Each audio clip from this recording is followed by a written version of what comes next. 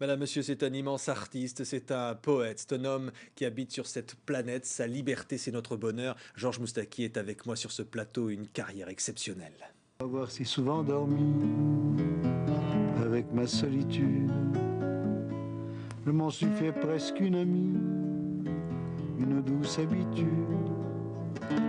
Elle ne me quitte pas d'un pas, fidèle comme une ombre.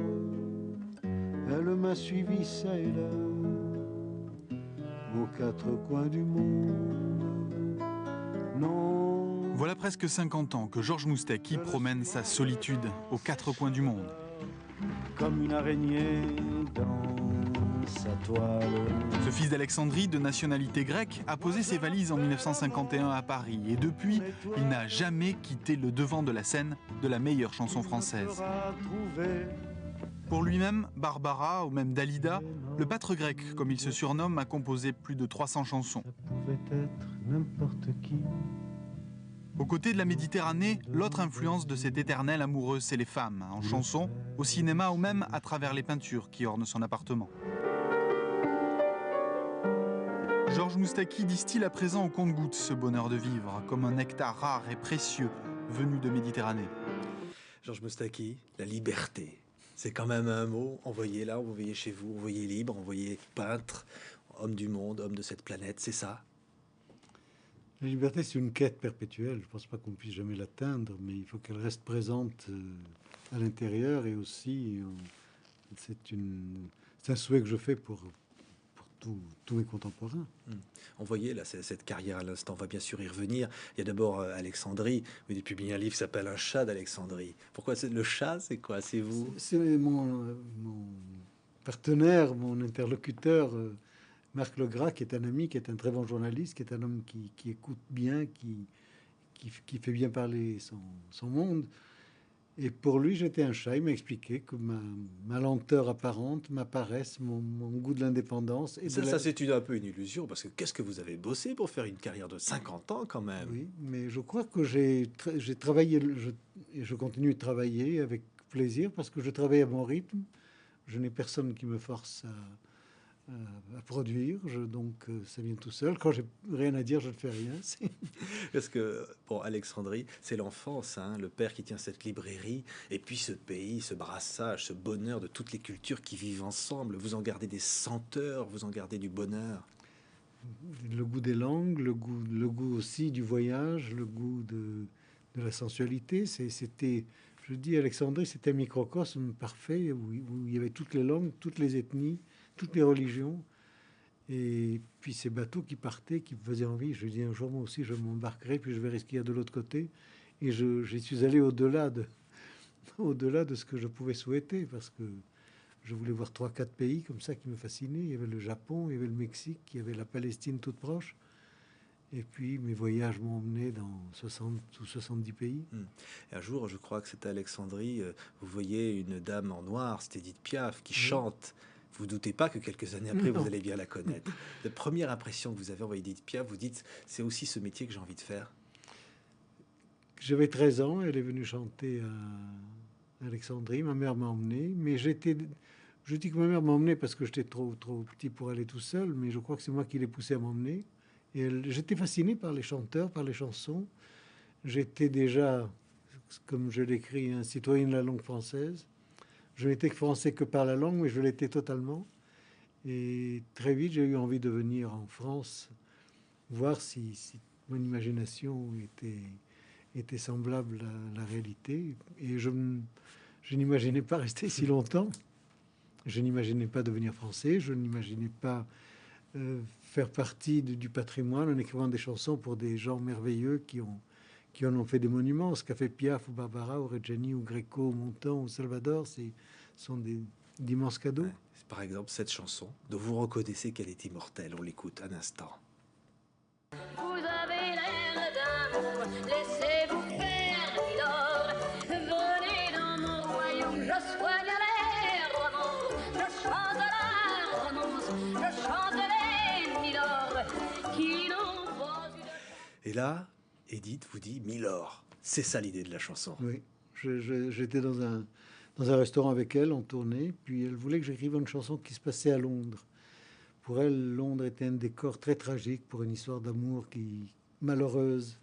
Et j'essayais de trouver des mots qui correspondaient à son souhait. Puis pour faire la rime, j'ai mis Milord. Elle me dit, arrête-toi. Oublie tout ce que je t'ai dit. La chanson, elle est là. Et elle a attendu, elle m'a mis en condition. Et très vite, la chanson est venue parce qu'elle savait... Elle savait vous faire écrire, elle savait vous faire chanter, elle savait vous apprendre beaucoup de choses. Et qu'est-ce qui explique, un jour vous vous êtes présenté, vous ne vouliez pas d'ailleurs la rencontrer, hein, c'est un ami qui vous y emmène.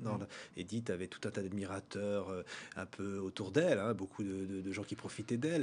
Et elle vous dit, bon, vous allez chanter vos chansons, vous chantez très mal, mais on n'en est pas resté là et vous allez vivre un an d'amour avec Edith Piaf. C'est-à-dire que quand je suis allé chez Piaf, je ne m'attendais pas à aller chez Piaf. J'étais avec un monsieur qui s'appelait Henri Crolla, qui était le musicien de mon temps, qui allait la voir.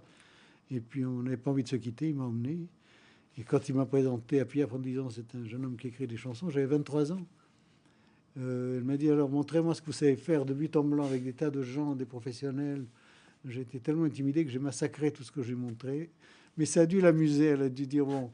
Oublions ça, revenez me voir à l'Olympia pour voir exactement qui je suis, parce que vous n'avez pas l'air de me situer. Et parce que j'avais montré des chansons. Elle a été séduite par le jeune grec bouclé que vous étiez. Je crois peut-être elle a été séduite, mais en tout cas, elle a été amusée que tout le monde lui fasse des courbettes, essaye de la convaincre. Et moi, j'ai fait tout le contraire. J'ai tout fait pour que mes chansons ne lui plaisent pas, sans même le faire exprès. Et vous allez avoir un accident de la route avec elle, terrible.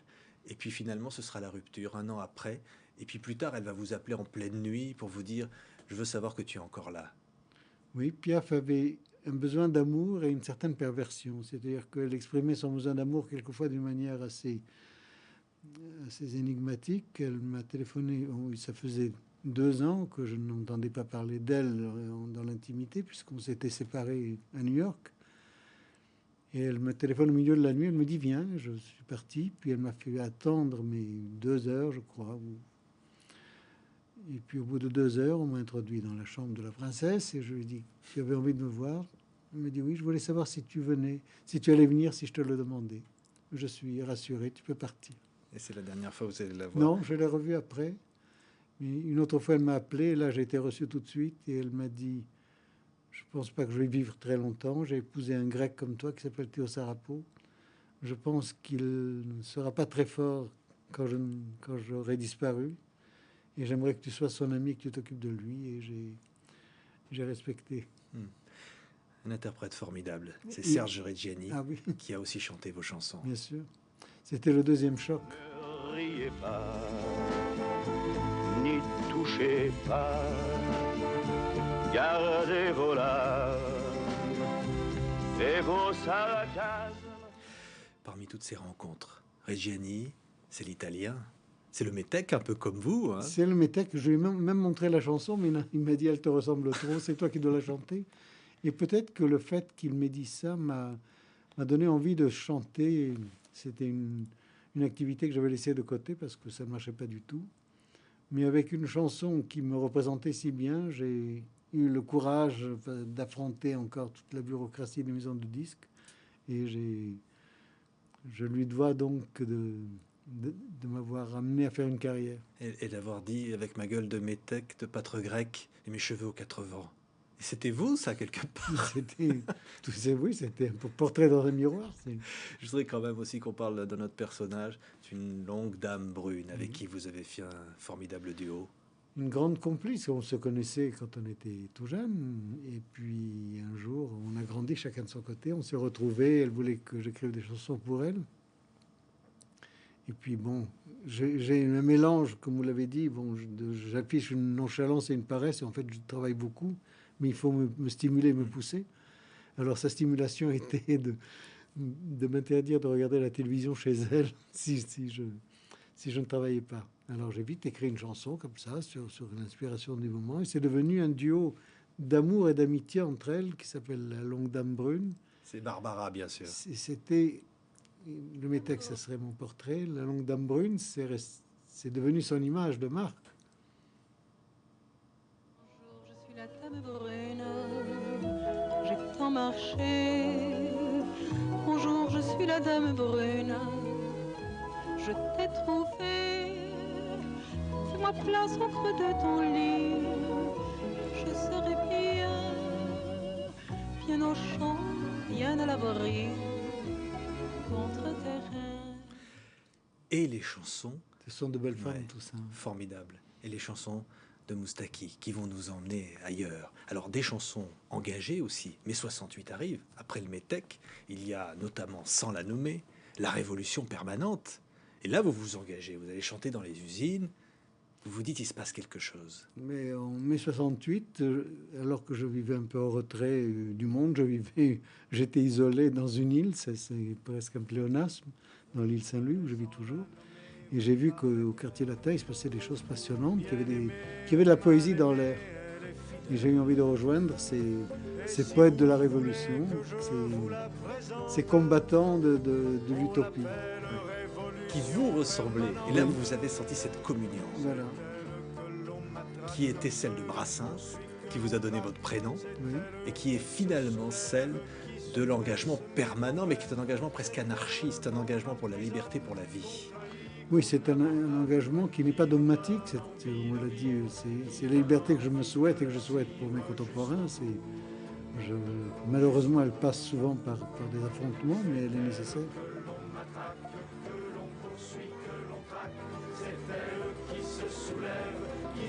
C'était très beau, hein. C'était vraiment très beau. Ouais. Et de tout ça, il reste quoi aujourd'hui? Parce que Moustaki chante le Brésil, chante la liberté, et il y a ses amis, ses rencontres, ces femmes que vous aimez, cette sensualité qui vous fait que vous vous retrouvez sur votre île à Paris et que vous voyagez en permanence. C'est une quête éperdue de quelque chose, d'un idéal. Non, c'est une disponibilité à tout ce que la vie peut nous offrir comme richesse. Il faut s'ouvrir à la vie pour qu'elle vous comble. Et il faut essayer de jeter les clés, les serrures qui vous protègent justement de ce flux de l'existence. Je cite une phrase, je ne sais pas si c'est dans ce livre ou si je l'ai dans la tête. Quand on ne sait pas où on va, tous les chemins vous y mènent. Et j'ai envie d'aller partout, mais j'ai pas envie de le décider. Donc je laisse la vie me donner le sens, tout en lui apportant ma disponibilité totale. Vous écrivez d'ailleurs une lettre à Madame la Vie dans ce livre, hein, Oui, qui m'a été donnée par Sarah dans la douceur méditerranéenne des étés qui se prolongent en des automnes lumineux et des hivers qui ne font que passer discrètement, furtivement, pour mieux faire éprouver la première tiédeur du printemps. Hein, Madame la Vie. c'est intimidant d'entendre sa prose récitée comme ça. Ouais. Très beau livre, Georges Moustaki, Un chat d'Alexandrie, entretien avec Marc Legras. Il y a aussi Petite rue des Bouchers, toujours aux éditions de Fallois, qui est un polar, hein, mais qui vous ramène au Bruxelles des années 50, que vous avez bien Polar connu. autobiographique. Voilà. Et puis évidemment, En balade, l'intégrale donc des chansons chez Christian Pirot, qui a été publiée. En un mot, c'est toujours le même bonheur d'être sur scène, partout dans le monde, de parler ce langage universel. C'est la grâce de la musique d'abolir les frontières pour un artiste. Et pour l'être humain qui est un artiste, c'est-à-dire dans une même année, je change de pays une quinzaine, une vingtaine de fois et je me retrouve en terrain familier avec une relation privilégiée avec ce qu'on appelle le public. C'est pas le public, ce sont des personnes qui sont venues parce qu'on est en phase par la musique, par les paroles, par les idées, par le partage de la fête. Et on se retrouve toujours quelque part à Alexandrie. Et Alexandrie, c'est le point de référence. Merci Georges Moustaki. Merci. C'est inutile de vous dire que j'ai beaucoup d'émotion de venir chanter Alexandrie pour la première fois dans un grand lieu comme ça. Méditerranéen, même quand je suis loin d'Alexandrie.